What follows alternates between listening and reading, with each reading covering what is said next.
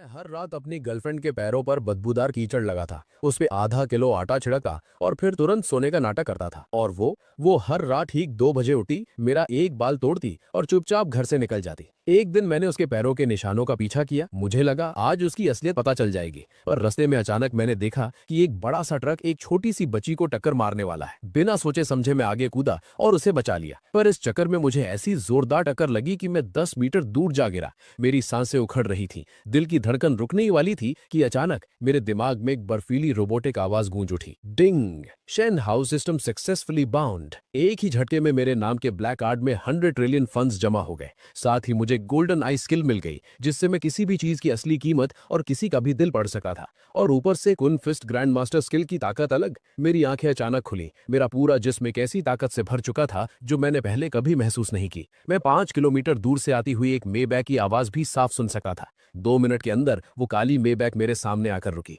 Car से काले stockings पहने एक बेहद खूबसूरत औरत बाहर निकली और पागलों की तरह भीड़ की तरफ भागी। डुओ डुओ डुओ डुओ, तुम कहाँ हो? जिस बच्ची को मैंने बचाया था वो रोते हुए उस औरत के गले लग गई। जब उसे तसल्ली हो गई कि डुओ डुओ ठीक है, तो उसने अपनी आंसू भरी आंखों से मेरी तरफ देखा। सर, डुओ डुओ को बचाने के लिए शुक्रिया। मैं सू ग्रुप की सू वैंकिंग हूँ। आपको जो चाहिए बताइए, अगर इसमें मेरी सारी दौलत भी लग जाए तो मुझे परवाह नहीं। मेरी गोल्डन आइज ने तुरंत उसकी डिटेल्स मेरे सामने खोल दी। 25 साल की सू वैंकिंग, सू ग्रुप की जनरल मैनेजर और 800 बिलियन से ज्यादा की नेटवर्थ। आज से पहले इस शहर में अपनी किस्मत बदलने का ये मेरे लिए सबसे बड़ा जैकपॉट होता। और अब तो मेरे 100 बिलियन भी सू फैमिली के आगे बहुत छोटी रकम थे।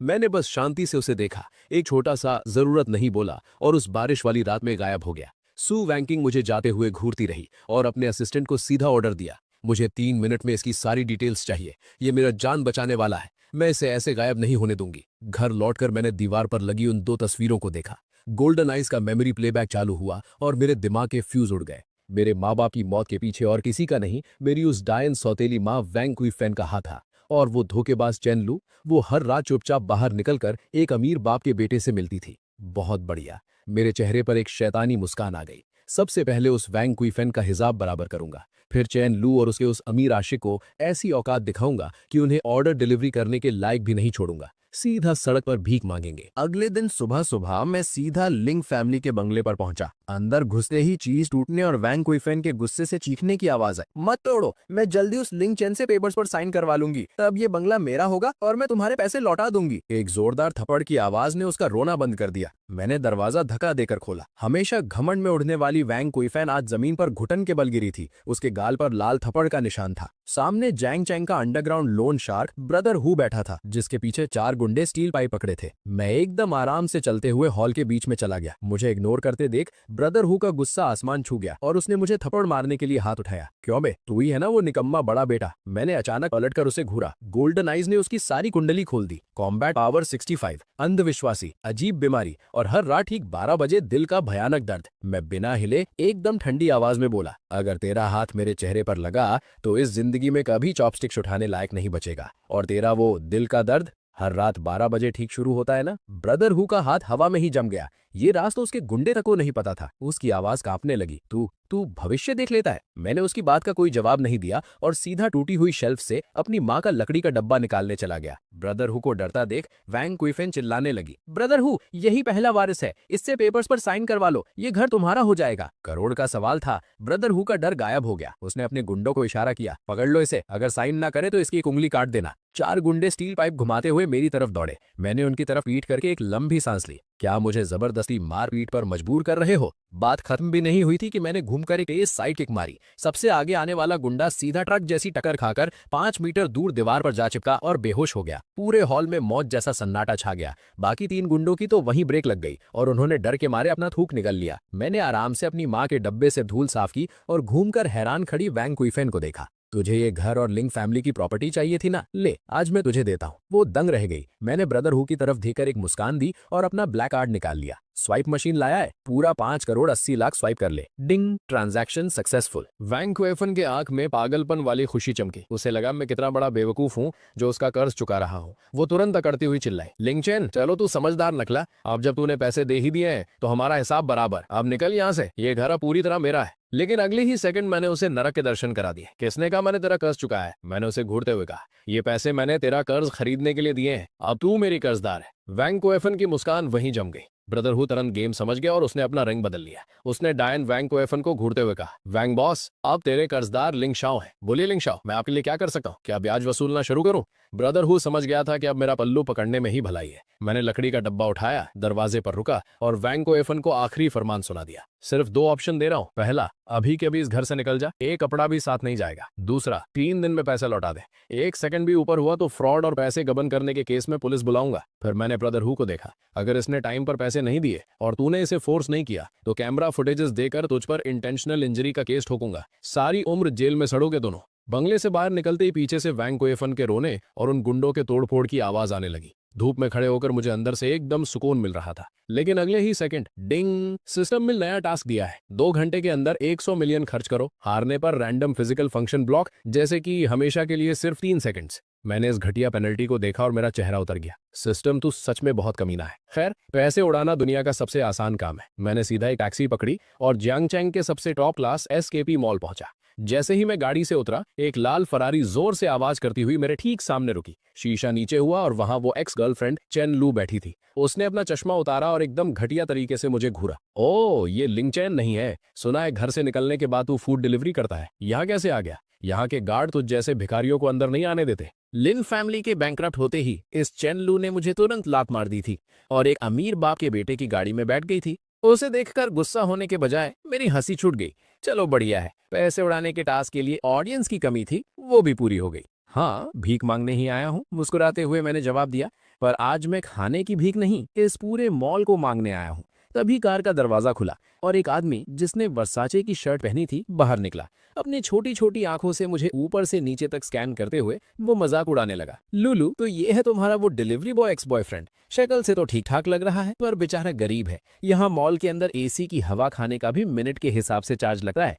तेरी एक डिलीवरी के पैसे से तू 10 मिनट एसी की हवा खा पाएगा क्या? हंस हंस कर पागल होती हुई चेनलू ने उस आदमी का हाथ थाम लिया। लिन चेन, मिलो इनसे, ये मेरे नए हस्बैंड हैं, जैंग जी कियांग। इनकी फैमिली का बिल्डिंग मटेरियल्स का बिजनेस है और इनकी नेटवर्थ करोड़ों में है। जानबूझकर करोड़ों वर्ड पर जोर दिया गया। उसे मेरी आंखों में दर्द, गुस्सा और इंफीरियोरिटी कॉम्प्लेक्स देखने की उम्मीद थी, पर उसका प्लान फेल हो गया। मैं एकदम शांत खड़ा था। मेरी नजरें ऐसी थीं जैसे मैं 2 हवा के गुब्बारों को देख रहा हूँ। रास्ता छोड़, नॉर्मल आवाज में कहते हुए मेरे कदम आगे बढ़ गए। मेरा ये एटीट्यूड देखकर जैंग जी कियांग की ईगो हर्ट हो गई। आगे बढ़कर मेरा रास्ता रोकते हुए उसने मेरा कंधा पकड़ने के लिए हाथ बढ़ाया। जैसे ही उसका हाथ मुझे टच करने वाला था, मेरी आंखों में गोल्डन चमक आई। उसका सारा कच्चा चिट्ठा मेरे सामने खुल गया। टारगेट जैंग जी कियांग, आइडेंटिटी एक नकली अमीर, बाहर से शेर अंदर से ढेर, करंट गियर वर्साचे शर्ट, एक नकली रिचर्ड मिल वॉच जिसमें सस्ती मशीन लगी है और ओरिजिनल बेल्ट। फाइनेंशियल स्टेटस ये था कि क्रेडिट कार्ड्स की लिमिट खत्म हो चुकी है, उधार लेकर उधार चुका रहा है।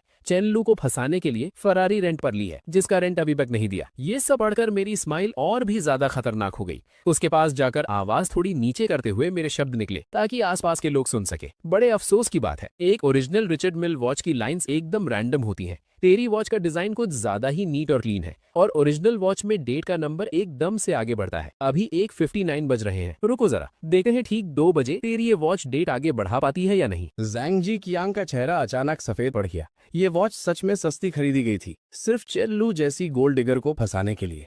पर उसने सपने में भी नहीं सोचा था कि एक डिलीवरी बॉय एक ही नजर में इसकी पोल खोल देगा। तो बकवास कर रहा है, मेरी वॉच एकदम ओरिजिनल है, तुझे कुछ नहीं पता। डर के मारे उसने अपना हाथ छुपा लिया। घबराकर चेनलू को खींचते हुए वो हड़बड़ाया, लुलू, इस पागल के मुंह मत लगो, चलो अंदर चलते हैं, मैं तुम्हें हरमीज का बैग दिलाता हूँ। ये बोलकर वो मॉल के अंदर भागने लगा।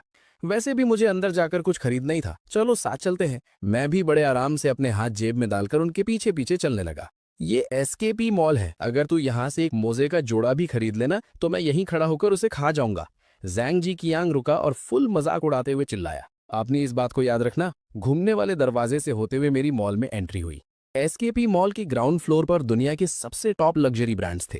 ठंडी एसी की हवा और महंगे परफ्यूम्स की खुशबू आ रही थी। Welcome to Patek Philippe, gate पर खड़ी वेलकम गर्ल ने बो किया।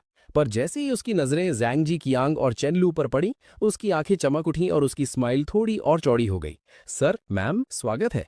अपनी बेइज्जती का बदला लेने के लिए जैंग जी कियांग ने जानबूझकर जोर से आवाज लगाई, तुम्हारी दुकान की सबसे महंगी वॉच निकालो, मैं अपनी गर्लफ्रेंड को दिलाना चाहता हूँ। आंखों ही आंखों में मुझे ताना मारते हुए उसके शब्द गूंजे, क्यों बे डिलीवरी बॉय, एसी की ठंडी हवा खाने अंदर आ ही गया? ध्यान से, कहीं गलती से किसी ग्लास काउंटर से टकरा गया ना तो खुद को बेचकर भी पैसे नहीं चुका पाएगा। शोरूम के सारे सेल्स वालों ने तुरंत जैंग जी कियांग को घेर लिया और मैं बिल्कुल अकेला साइड में खड़ा था।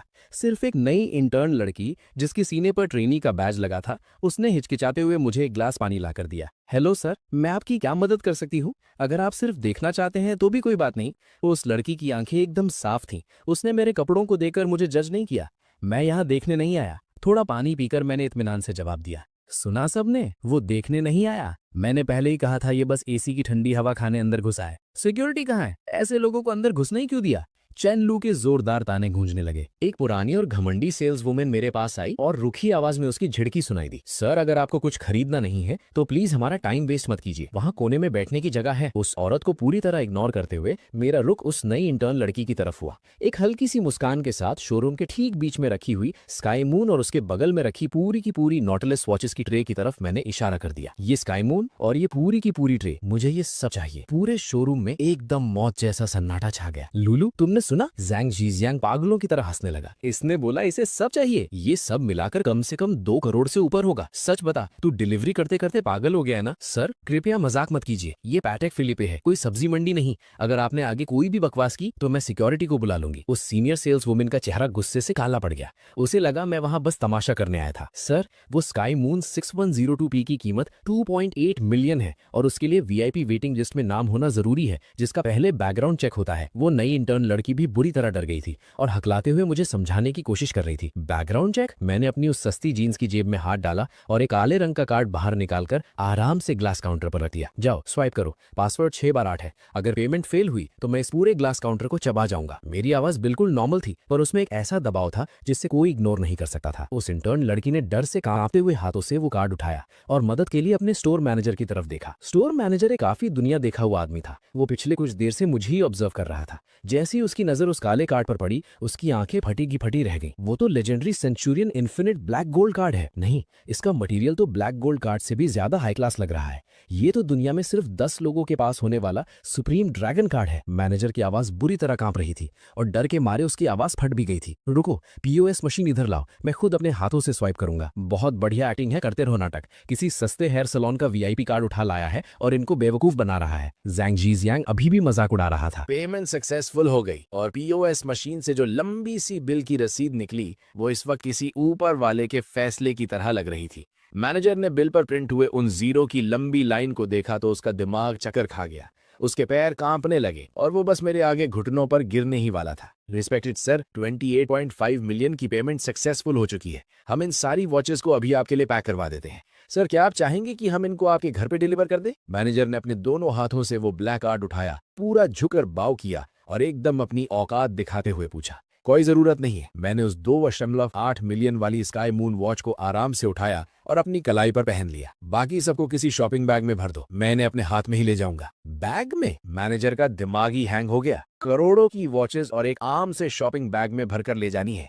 जैंग जिंग कियांग और चेन लू की तो जैसे रूह ही निकल चुकी थी। ये कैसे हो सकता है? लिन फैमिली तो बैंकरप्ट हो चुकी थी ना। मुझे तो घर से लात मारकर निकाल दिया गया था। अभी ठीक मेरे सामने मैंने बिना पल के झपकाए करोड़ों उड़ा दिए थे। जैंग जिंग कियांग को लगा जैसे किसी ने उसके मुंह पर चप्पल से जोर का थप्पड़ मारा हो। उसका पूरा चेहरा आग की तरह जल रहा था। अभी थोड़ी देर पहले ही तो वो अपने नकली जूतों का घमंड दिखा रहा था और मैंने पलटकर उसी वक्त करोड़ों की असली वॉचेस ऐसे खरीद ली थी जैसे सब्जी ले रहा हूं और उन्हें कचरे की तरह किसी प्लास्टिक बैग में भरकर ले जाने को कह रहा था। चैन लू तो आंखें फाड़े बस खड़ी थी। वो मेरी कलाई पर चमकती हुई उस शानदार स्काई मून वॉच को देख रही थी और अंदर ही अंदर खून के आंसू रो रही थी। उसका पूरा दिमाग पछतावे से जल रहा था। अगर उसने अभी मेरा मजाक ना उड़ाया होता। लिन चैन लू की आवाज कांप रही थी। उसने जबरदस्ती अपने चेहरे पर एक बहुत ही प्यारी स्माइल बनाई। उसने झटके से जैंग जिंग कियांग का हाथ छोड़ दिया और मेरी तरफ आई। तो तुम मेरा टेस्ट ले रहे थे ना? सच्ची बताऊं तो मैंने तुम्हें एक पल के लिए भी नहीं भुलाया था। ये जैंग जिंग कियांग तो बस मेरे पीछे पड़ा था। मैं तो इससे बिल्कुल प्यार नहीं करती। मैंने उसकी तरफ घूर कर भी नहीं देखा। मेरे मुंह से बस एक वर्ड निकला, हट। उसके बाद मैंने उन करोड़ों की वॉचेस से भरे शॉपिंग बैग को उठाया जैसे कोई कचरा हो। अभी यहाँ किसी ने मेरे मोजे खाने की बात की थी ना। मेरी नजरें उस जैंग जिंग कियांग पर गड़ गईं जिसका चेहरा डर के मारे मौत की तरह सफेद पड़। जैंग जिंग कियांग फौरन एक कदम पीछे हटा और उसकी पीठ ग्लास काउंटर से जा टकराई। तू क्या करना चाहता है? मेरे पापा बहुत बड़े। मुझे तेरे पापा में कोई इंटरेस्ट नहीं है। मैं पलटकर बाहर निकलने लगा। चलते चलते मैं उस घमंडी और एटीट्यूड दिखाने वाली सीनियर सेल्स वोमन के ठीक पास रुका। मेरे रुकते ही उसकी रूह कांप उठी। ये बिल? मैंने उस नई इंटर्न लड़की की तरफ इशारा किया। इस पूरी सेल का कमीशन इस लड़की के खाते में डालना। और तू, मैं दोबारा जब भी इस शोरूम में आऊं मुझे तेरी ये शक्ल यहाँ नहीं दिखनी चाहिए। मैनेजर फौरन इशारा समझ गया। बिल्कुल सर, इसको मैं अभी फायर कर रहा हूँ। मैनेजर फिर उस इंटर्न की तरफ मुड़ा। शाओलियू, जल्दी से सर को थैंक यू बोलो। आज की इस एक सेल के कमीशन से तू आराम से चैंग चैंग शहर में अपना एक नया फ्लैट खरीद सकती है। पचैक फिलिप के शोरूम से बाहर निकलकर मैंने अपने सिस्टम का डैशबोर्ड चेक किया। पता चला 28.5 मिलियन खर्च हो चुके हैं, 17.5 मिलियन बचे हैं और टाइम सिर्फ 1 घंटा 20 मिनट बचा है। मैं सीधा बगल वाले अरमानी के फ्लैगशिप स्टोर में घुसा। इस फ्लोर पर जितने भी नए सीजन के कपड़े हैं मुझे सारे चाहिए। हर एक आइटम के 3 पीस निकालना। बगल में गुची के जो limited edition crocodile leather bags हैं वो लेकर आओ। मैं उनमें अपने कपड़े भरूंगा। लमेयर के स्किन केयर का पूरा सेट, ऐसे 100 सेट पैक करो। मैं अपने डिलीवरी वाले भाइयों को दूंगा हाथ साफ करने के लिए। मैं एक के बाद एक हर लग्जरी स्टोर को पूरी तरह लूट रहा था।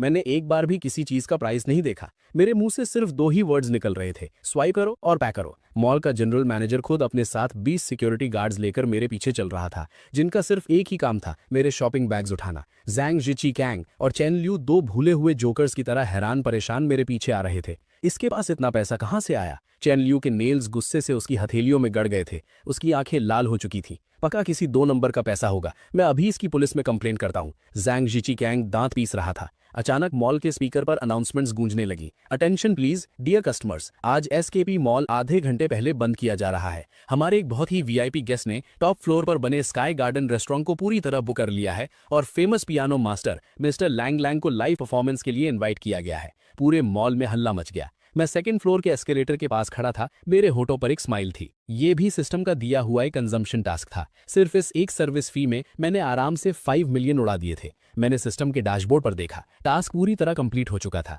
Current spent amount 100.5 million. System ने बताया कि फर्स्ट स्प्लर्ज अचीवमेंट अनलॉक हो चुका है। रिवॉर्ड में मुझे 10 टाइम्स कैशबैक मिला और 1 बिलियन मेरे अकाउंट में जमा हो गए। साथ ही एसकेपी मॉल के 51% शेयर्स की ओनरशिप पेपर्स ऑफिशियली वैलिड हो चुके थे। मेरी अट्रैक्शन और फिटनेस दोनों बढ़ चुकी थी। मैं एक सेकंड के लिए वहीं रुक गया। एसकेपी अब मेरा हो चुका था। मॉल के जनरल मैनेजर को जैसे ही फोन आया, उसके चेहरे का रंग सफेद पड़ गया। वो भागा हुआ ठीक मेरे सामने आया और मेरे आगे घुटनों पर बैठ गया। बॉस, मुझे माफ कर दीजिए, मुझे पता नहीं था कि आप खुद यहाँ आए हैं। मैं एसकेपी का जनरल मैनेजर वैंग दाहाई हूँ। सर, आपने ऑफिशियली हमारी कंपनी के 51% शेयर्स खरीद लिए हैं। अब से यहाँ वही होगा जो आप कहेंगे। उसके इस तरह घुटनों पर बैठने से आसपास के सभी लोग शौक से पगला गए। जैंग जी कैंग तो डर के मारे वहीं जमीन पर गिर पड़ा। मैंने घुटनों पर बैठे वांग दाहाई को देखा और हल्के से सिर हिलाया। उठो, अगर मैं सच में यहाँ का बॉस हूँ तो मैं अपना पहला ऑर्डर देता हूँ। मैंने अपनी उंगली ठीक थोड़ी दूर बैठे जैंग जी कैंग और चेन लू की तरफ पॉइंट की। ये दोनों मेरी शॉपिंग का मूड खराब कर रहे हैं। इन्हें उठाकर बाहर फेंक दो और आज के बाद एसकेपी ब्रांड के अंदर आने वाले किसी भी मॉल में इन दोनों की एंट्री बैन है। और हाँ, उस आदमी के हाथ में जो वो नकली वॉच है वो मुझे चुभ रही है, उतरवाओ उसे। वांग दाहाई तुरंत खड़ा हुआ। सिक्योरिटी, पकड़ो इन दोनों को। 20 सिक्योरिटी गार्ड्स भेड़ियों की तरह उन दोनों पर टूट पड़े। नहीं लिंचेन, तुम मेरे साथ ऐसा नहीं कर सके।